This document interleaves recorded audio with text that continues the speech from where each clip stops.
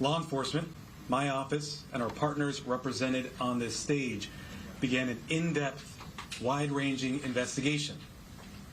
That investigation has revealed a broad, underground criminal network responsible for distributing large quantities of ketamine to Mr. Perry and others. This network included a live-in assistant, various go-betweens, 2 medical doctors, and a major source of drug supply known as, quote, the Ketamine Queen. We charged 5 defendants in this matter. These defendants took advantage of Mr. Perry's addiction issues to enrich themselves. They knew what they were doing was wrong. They knew what they were doing was risking great danger to Mr. Perry, but they did it anyways. In the end, these defendants were more interested in profiting off Mr. Perry than caring for his well-being. I'm going to talk about the indictment, the allegations, and the charges in more detail. On October 28, 2023, Mr. Perry was found deceased in his home. An autopsy was conducted following his death. That autopsy showed that he had died due to the acute effects of ketamine. Ketamine is a controlled substance. It has some legitimate uses, but it is also used illegally. It is used by people seeking to disassociate from reality. It can cause serious health effects, serious health problems, including loss of consciousness, including spikes in blood pressure, and including respiratory issues that can deprive the brain of oxygen. For that reason, it is a drug that must be administered by medical professionals, and the patient must be monitored closely. That did not occur here. This investigation focused on who supplied the ketamine to Mr. Perry. As many of you know, Mr. Perry struggled with addiction in the past. And on many occasions, he sought help for his addiction issues. The investigation revealed that in the fall of 2023, Mr. Perry fell back into addiction, and these defendants took advantage to profit for themselves. The 2 lead defendants in this case are defendants Salvador Plasencia and defendant Jasvin Sanya. First, I'll talk about defendant Plasencia. Defendant Plasencia was a medical doctor. He worked with another medical doctor, defendant Mark Chavez, to obtain ketamine. He then worked with Mr. Perry's live-in assistant, defendant Kenneth Iwamasa, to distribute that ketamine to Mr. Perry. Over 2 months, from September to October 2023, they distributed approximately 20 vials of ketamine to Mr. Perry in exchange for $55,000 in cash. Defendant Plasencia saw this as an opportunity to profit off of Mr. Perry. He wrote in a text message in September 2023, quote, "I wonder how much this moron will pay." He also stated in text messages that he wanted to be Mr. Perry's sole source of supply. He wrote in a text message that he wanted to be Mr. Perry's, quote, "go-to for drugs." As a doctor, defendant Plasencia knew full well the danger of what he was doing. In fact, on one occasion, he injected Mr. Perry with ketamine, and he saw Mr. Perry freeze up and his blood pressure spike. Despite that, he left additional vials of ketamine for defendant Iwamasa to administer to Mr. Perry. Of course, defendant Iwamasa had no medical training to speak of. Defendant Plasencia knew what he was doing was harming Mr. Perry. He had spoken to another patient in mid-October 2023, and he told that patient that Mr. Perry was spiraling out of control with his addiction. Nonetheless, defendant Plasencia continued to offer ketamine to Mr. Perry. Likewise, defendant Sanya knew what she was doing was harming defendants and also Mr. Perry. She took advantage of Mr. Perry by selling large amounts of ketamine to Mr. Perry over a 2-week period in October of 2023. She sold approximately 50 vials of ketamine for approximately $11,000 in cash. She worked with a broker, defendant Eric Fleming, and also the live-in assistant, defendant Iwamasa, to distribute this ketamine. Sonia and the broker, defendant Fleming, saw this as an opportunity to profit off of Mr. Perry. In a text message, the broker wrote, quote, "I wouldn't do it if there wasn't a chance of me making some money for doing this." Defendant Sonia sold the batch of ketamine that resulted in Mr. Perry's death on October 28th. Officers later searched defendant Sonia's home. During that search, they found what amounted to a drug-selling emporium.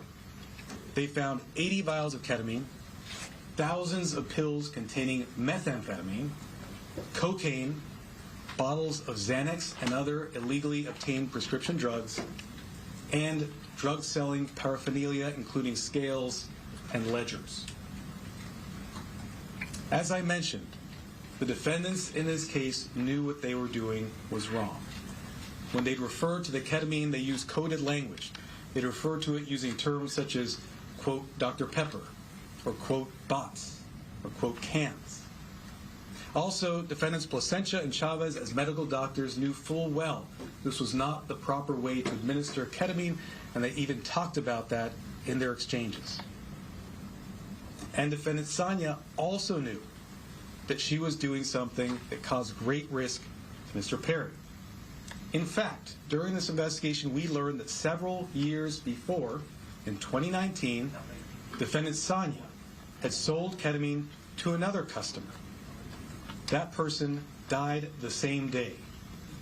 And a family member of that person sent a message to defendant Sonia telling her the cause of death was ketamine. Nonetheless, defendant Sonia continued selling drugs, including ketamine, including the ketamine that ultimately killed Mr. Perry. That other victim was a person named Cody McLaurin. He died in 2019. As a result of this investigation, we have filed a drug distribution charge related to the death of Mr. McLaurin. After Mr. Perry died, these defendants tried to cover up what they had done.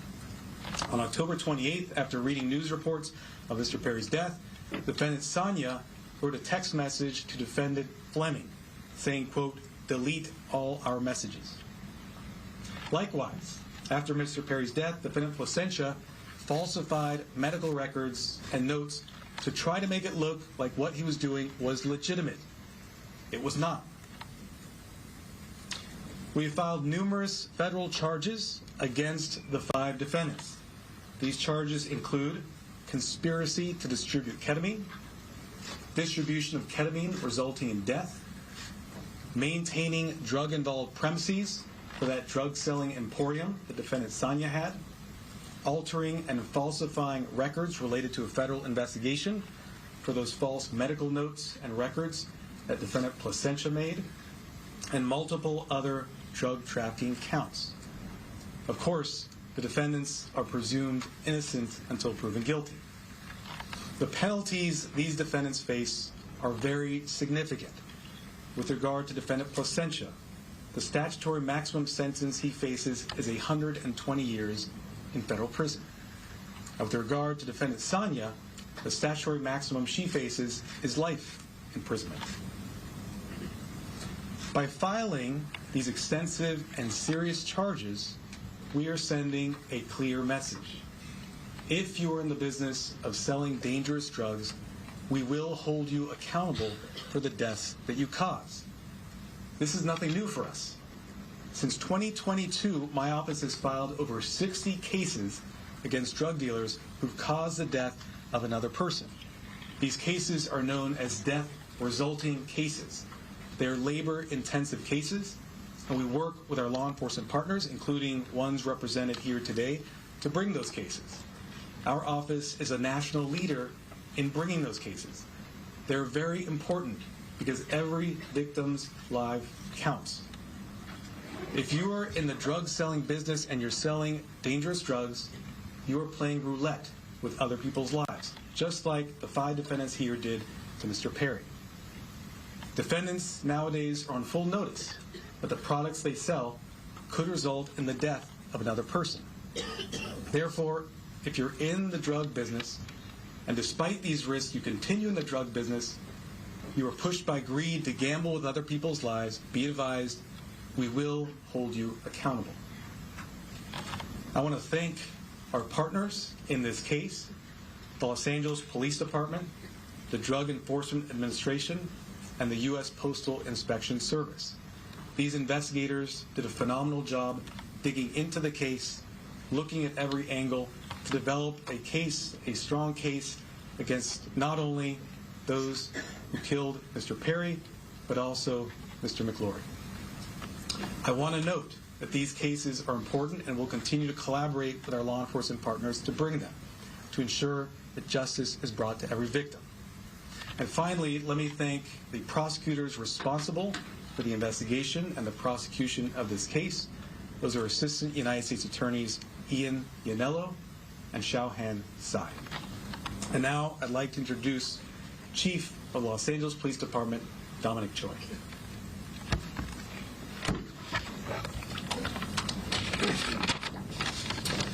All right. Good morning, and thank you, Martine. You know, while it's tragedy that brings us all here together, I'm happy to stand here knowing that these dangerous individuals are no longer on the streets and they won't be able to harm anyone else. The Los Angeles Police Department and our partners here today, we're committed to investigating all cases like this, and it's regardless of someone's background or socioeconomic status. And just with all of our cases, this investigation was done impartially. We let the facts drive this investigation, and those facts led us to a group of individuals who were responsible for supplying and distributing to Mr. Perry narcotics that led to his unfortunate and untimely death. The group standing here today, it's a prime example how our partnerships and our collaboration can yield meaningful results. I want to thank LAPD, our Robbery Homicide Division, who is standing in the back there, the U.S. Attorney Martin Estrada and his team, the DEA and her team, as well as the U.S. Postal Inspection Service and their team for their hard work, diligence, and real patience. Now, I know people think this took a long time, but there was a lot of work, a lot of investigative strategies that went into this to make sure that there's a solid case and that we can pursue this in the courts. Our relationship with our federal partners, it helps us ensure that these criminals will have meaningful sentences and be an example for anyone that is willing to risk or jeopardize distributing and supplying unlawful or narcotics to anyone. And I just really want people to know that that is the message. You cannot get away with this regardless of your background or socioeconomic status. Breaking the law is breaking the law, and you are dangerous and you are jeopardizing lives. So thank you all of my partners for being involved in this and bringing us to where we are at today. And at this time, I'd like to introduce DEA Administrator Ann Milgram.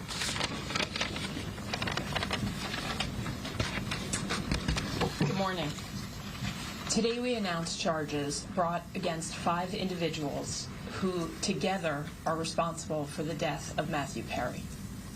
Each of the defendants played a key role in his death. They falsely prescribed, sold, or injected the ketamine that caused Matthew Perry's tragic death. In the United States, most forms of ketamine are only approved by the Food and Drug Administration for anesthesia. A nasal spray version is approved for treatment of depression, but only in a certified medical setting.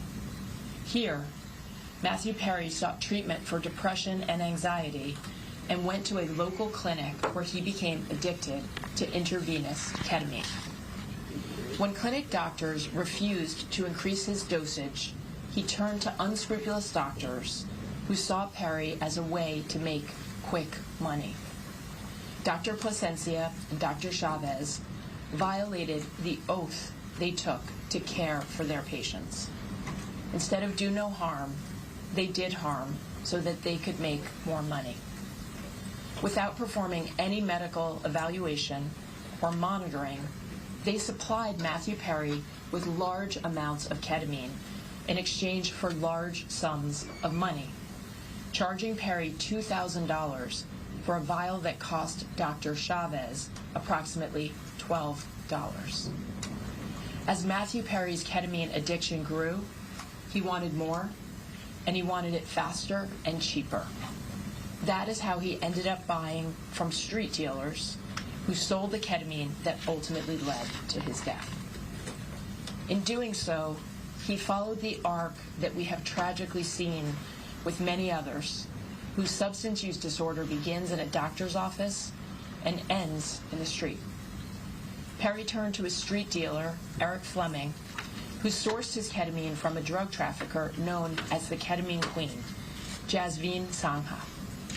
The ketamine supplied by Sangha would ultimately be the dose that took Matthew Perry's life. Sangha knew that the ketamine she supplied could be deadly, since in 2019 she had sold ketamine to Cody McLaury, who died at the age of 33. But despite this knowledge, she continued to sell ketamine and methamphetamine throughout Los Angeles. Matthew Perry's journey began with unscrupulous doctors who abused their position of trust because they saw him as a payday, and it ended with street dealers who sold him ketamine in unmarked vials. The desperation that led Perry to these individuals was not met with help, as it should have been from the doctors, but instead it was met with exploitation. Exploitation by those who should have guided him toward help. This betrayal of trust is at the heart of this tragedy. Since 2023, DEA has investigated nearly 500 drug poisoning and overdose cases just like Matthew Perry's. We run a national initiative known as OD Justice, where we work with our state and local law enforcement partners to conduct investigations after someone has passed away. And it is important to note that the national model we today have in every 50 state across the United States is based on the work that started here in Los Angeles.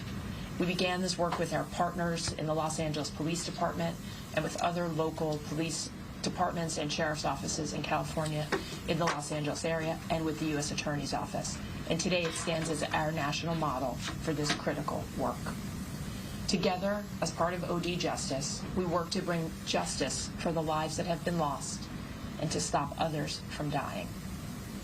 Regardless of the size or scope of a drug distribution network, the DEA will work nonstop to uncover and disrupt this illegal activity, and in this case, the deadly activity. I want to close by noting that Matthew Perry's death is not just a tragic overdose. After his 2020 book openly discussed his struggles with substance use disorder, Matthew Perry told podcast host Tom Power that he would prefer to be remembered for helping people rather than for his work on Friends as Chandler Bing. And so perhaps what has happened and the tragic details that we are discussing today can help others and save lives. I want to thank the Los Angeles Police Department, the United States Postal Inspection Service, and the United States Attorney's Office in the Central District of California for their tremendous partnership and their outstanding dedication to this case. I also have the privilege of serving every single day with the men and women of the DEA, and today I want to particularly recognize the outstanding work of our Los Angeles Field Division, as well as our diversion investigators who tirelessly worked on this case to bring justice to the victims and the families. Thank you. It's now my privilege to introduce Postal Inspector Shields.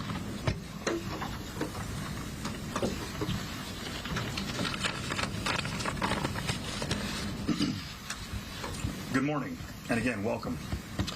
I'd like to thank U.S. Attorney Martin Estrada for his tireless dedication to protecting the residents of the Central District of California and his partnership with the Postal Inspection Service. As the nation's oldest law enforcement agency, the Postal Inspection Service has had a long, proud, and successful history of combating criminals who misuse our nation's postal system and cause harm to our employees and customers. This is our mission.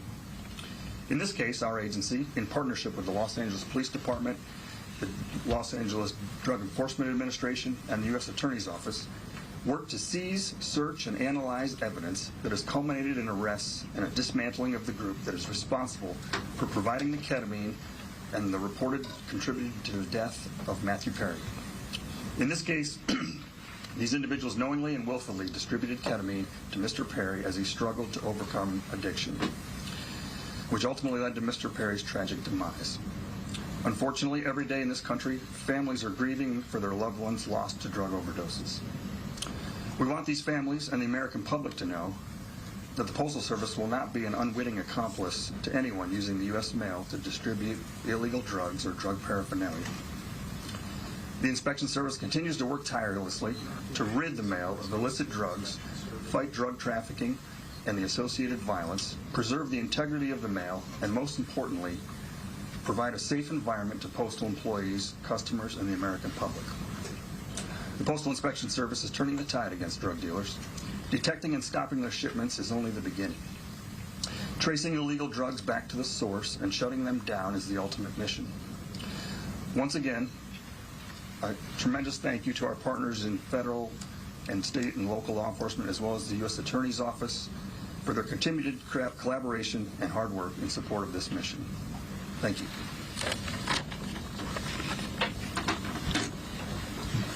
I'll now do brief remarks in Spanish, and then we'll do questions and answers.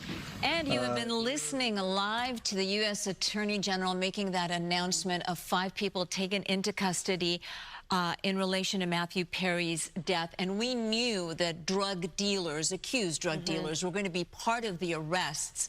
What we didn't know, and perhaps most shocking, 2 doctors, and even to me personally, more shocking, Matthew Perry's personal live-in assistant is also one of the 5 people taken into custody. You are looking at the names of the 5 suspects taken in. We start with Jasveen Sangha, 41 years old, of North Hollywood. She is known, authorities say, as the Ketamine Queen. She is charged, accused of selling the ketamine that actually killed Matthew Perry. Dr. Salvador Plasencia, known as Dr. P of Santa Monica. Eric Fleming, 54 years old, of Hawthorne. He is accused of distributing the ketamine that killed Perry. Kenneth Iwamasa, 59 years old, of Toluca Lake. Matthew Perry's live-in personal assistant, who authorities say injected Perry with the ketamine, even though he had no medical experience. And Dr. Mark Chavez of San Diego, who faces a count of conspiracy to distribute the drug that authorities say he sold for $2,000 a vial, even though he only paid $12 a vial for it. And that this was all about the money. They did not care that Matthew Perry had an issue with addiction. They just totally took advantage of that. Well, horrific charges. You're using the word shocking, and to me, the word just disappointment comes to mind. It is just so disappointing that you have doctors that you rely on, right, in this case. And, you know, I know the Hippocratic Oath has changed as time has gone on with the age of modernization and the digital world we live in. But at the end of the day, the oath of ethics, where you rely on the doctor to be working for your best interest, clearly this did not happen. And the #1 rule, do no harm. Right. And if you're treating an addict, the last thing you want to do is provide him with illegal drugs. Ketamine is an anesthesia. And according to the Los Angeles County Medical Examiner, when Matthew Perry died, he had enough of it in his blood to have been put under general anesthesia. And also the other alarming factor in all of this is not the first victim that has fallen to this ring of people. According to law enforcement officials, some of those doctors involved in all of this knew that they were distributing illegal doses, and there was, in fact, another death of somebody else before this. And they had total disregard. And that goes back to the Ketamine Queen of North Hollywood, this Jasveen Sangha, 41 years old. She's accused of providing the drug in another death of a young man. So this wasn't her first rodeo. She knew exactly and she's also accused of distributing methamphetamine. So she is a known drug dealer, according to authorities. What's striking is the severity and the level of punishment the accused faced right now, and clearly, as was mentioned, this is to send a very strong message that such a thing will not be tolerated. So people can think twice before they go down this path. Holding drug dealers accountable, and that's the message that Drug they're dealers sending and today. doctors. Yes. All right, more to come on this, of course, because this is a huge story, and the information is just disturbing and shocking all at the same time. We're going to take a break. We'll be right back right after this.